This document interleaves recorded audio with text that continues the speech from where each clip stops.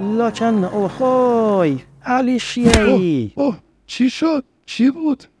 امام تونی؟ ای امام و زهر مار، اون روز که من تو رو توی حوزه از دبه بیرونت آوردم، لاکن یک جوجه طلبه مردنی بیشتر نبودی. اون زمانا یه شیش نخودی تو نلبچی حل میکردی، لاکن فعلی که نشمی شدی خودی میکردی. حالا چشم منو دور دیدی، لاکن معلوم نیست چه میزنی چه میری میگی خدا به جات حرف زده. لاکن کاکتوس اگه اعتماد به سقف تو رو داشت سالی 3 بار هلو میداد. امام دست رو دلم نذار، حالم خوش نیست. هرچی از راه میرسه یه لگری نثارم میکنه. اینا رو نگم چی بگم؟ لاکن خیلی خری. الان به جای ولی امر مسلمین جهان اسمتو بذار ولی امر نشیه های جهان. بخواب، خواب به خواب بشی ایشالله.